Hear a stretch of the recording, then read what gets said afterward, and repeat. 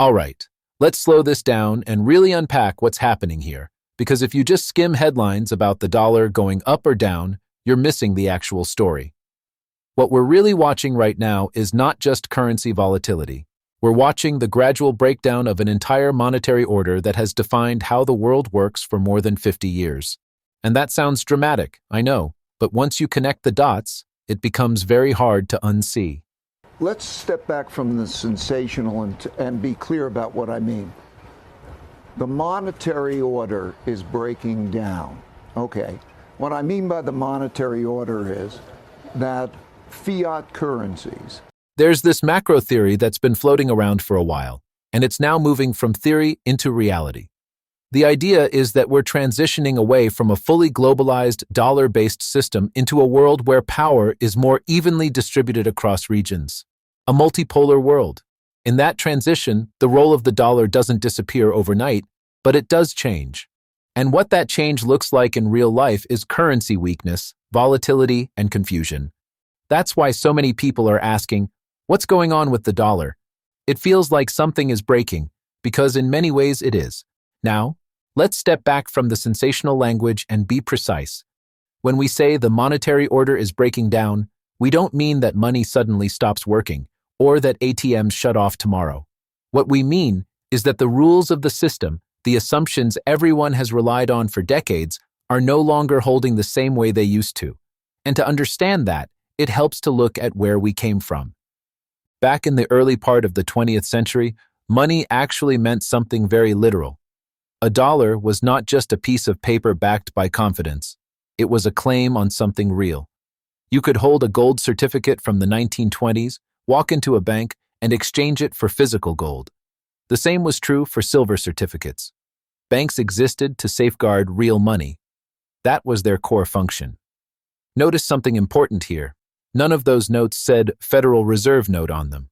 That era was what we call hard money. Money anchored to something tangible. That system came to an end in 1971. The United States was under enormous financial strain, running deficits, funding wars, and staring down the reality that it didn't have enough gold to back all the dollars it had issued. So the US left the gold standard. That moment changed everything. What replaced gold backing was an agreement. An informal but incredibly powerful one. Other countries would sell their goods, their labor, and most importantly, their energy in dollars. In return, they would take those dollars and recycle them back into U.S. assets, primarily treasury bonds and the U.S. stock market. That system did a few things at once. It kept demand for the dollar extremely high. It allowed the U.S. to run massive trade deficits. It pushed U.S. asset prices higher for decades. And it allowed Americans collectively to live beyond their means. But here's the catch. For that system to work, the dollar has to remain strong. And for the dollar to remain strong, the U.S. has to project power. Military power, financial power, political power. The military-industrial complex played a key role in enforcing that order. But that world is changing. What we saw recently at gatherings like the World Economic Forum is an open discussion about redistributing power. The so-called rules-based order is fading. From the fracture, policymakers believe they can build something new, something more balanced, at least in theory. You can already see this shift happening. Countries are signing new trade agreements that bypass the dollar. Central banks are diversifying their reserves. Instead of holding almost everything in U.S. treasuries, they want hard assets. That's why gold and silver have been repricing. That's why volatility is exploding across asset classes. No one knows exactly what the new system looks like yet, and markets hate uncertainty. This is one of those hinge moments in history, the kind you only really recognize in hindsight. It doesn't mean every decision is obvious or that the path forward is smooth. Transitions like this are messy, slow, and full of contradictions. Now, to be clear, countries are not dumping the dollar overnight. That would hurt them too. If you hold a lot of dollar assets and you crash the dollar, you crash your own balance sheet. So instead, what they're doing is far more subtle and far more important. They're diversifying. Central banks are buying gold at a pace we haven't seen in decades. China has already built alternative payment systems that don't rely on U.S. banks. At the same time, the United States is dealing with a massive debt load and a shrinking industrial base. That makes the old model unsustainable forever. You can't import everything, export paper money, and fund endless global commitments indefinitely. This shift in the monetary order may be exactly why we're seeing gold and silver surge while the dollar struggles. And that brings us to the real question: what is actually happening to the dollar? Why does it look like weakness? And could that weakness be intentional? When asked directly about dollar volatility, the head of the Federal Reserve gave a very strange answer. He essentially said it's not the Fed's job to comment on the dollar. That responsibility lies with the Treasury.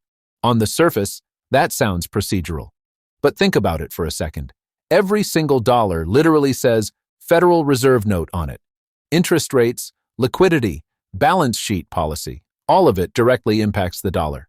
The Fed's influence is enormous, but admitting that openly carries political consequences. That tension is part of why we've seen public threats, political pressure, and very unusual rhetoric around the Federal Reserve. The president wants lower interest rates. The Fed doesn't.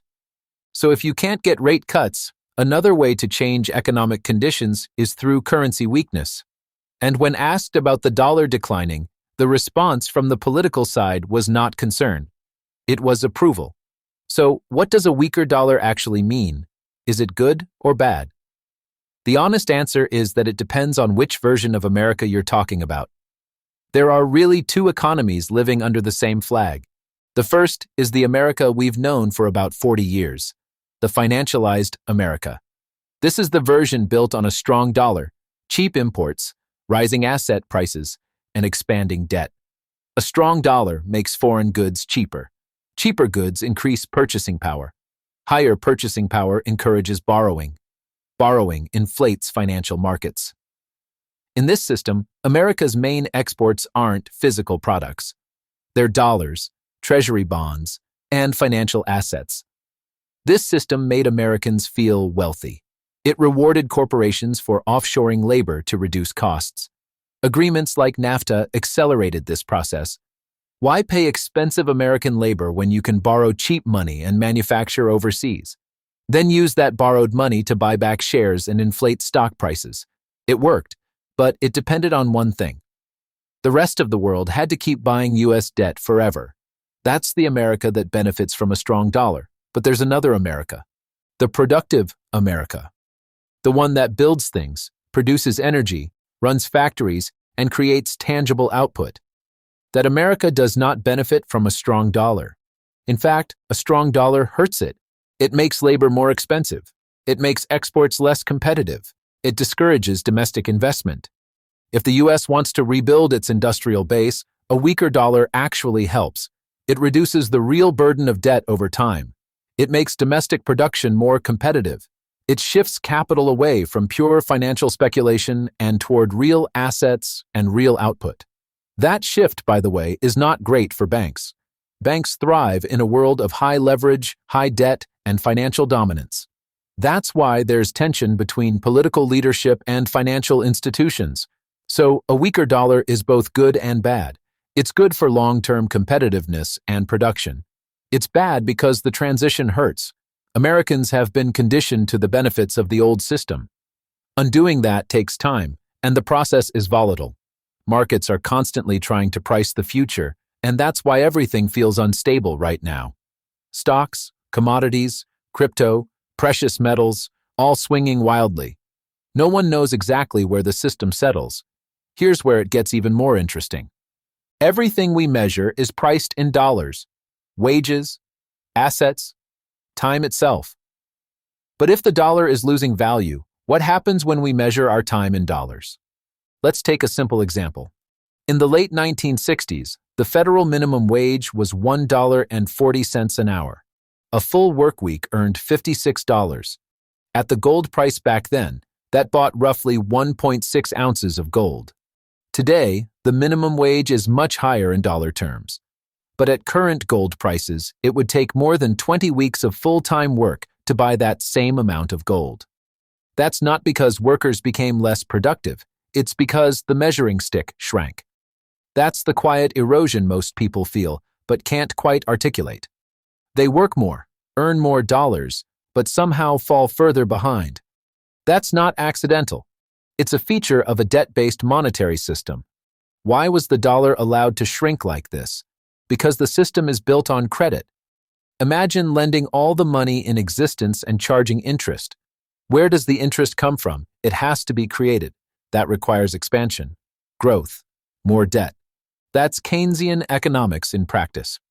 For decades, the US played the role of consumer of last resort. The world produced goods. America consumed them. Dollars flowed out and then flowed back into US assets.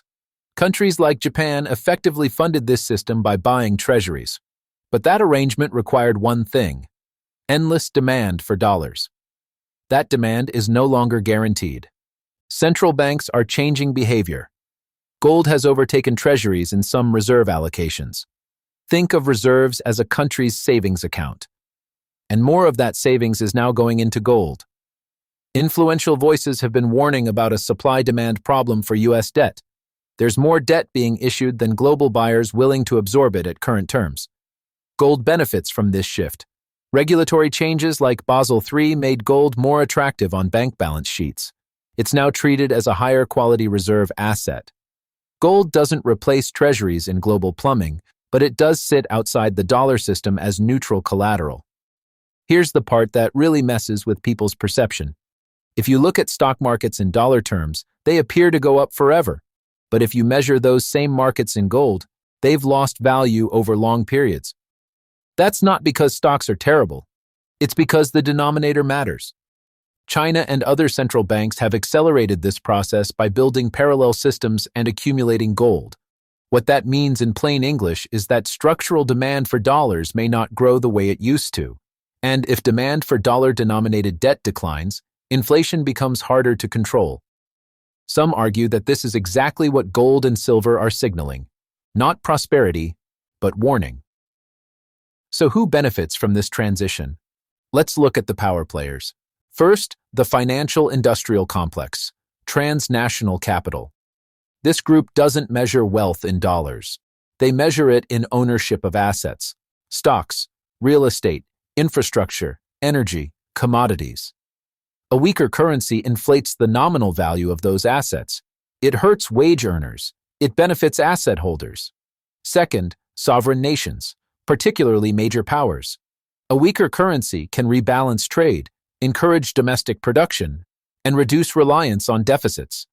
For a country trying to rebuild its industrial base, this can be advantageous. Third, the tech industrial complex. As old monetary systems weaken, whoever controls new technological systems gains influence. Periods of instability often coincide with the rollout of new control and coordination technologies, sold as solutions to chaos. Fourth, the military-industrial complex. When power shifts, defense spending rises. Nations secure resources, energy, and regional influence. Instability fuels consolidation. So what does this mean for the average person? Honestly, it's unclear. There's a fork in the road. One path is inflation, easier money, rising asset prices, declining purchasing power. The other is deflation, loss of confidence, capital flight, falling asset prices. Both are painful in different ways. Either way, the transition favors asset owners over income earners. That K-shaped reality is likely to persist. Maybe technology eventually delivers a productivity boom that offsets everything. Maybe. But the path between here and there is not smooth. My personal view is that much of what we see is theater. The big decisions are often made quietly. What we're watching is the performance layered on top, and once you see it that way, it becomes easier to stay grounded. If you enjoyed the video, like, share your thoughts in the comments, and subscribe to the YouTube channel so you don't miss out on the next important analysis update. Thanks for watching, and I'll see you in the next one.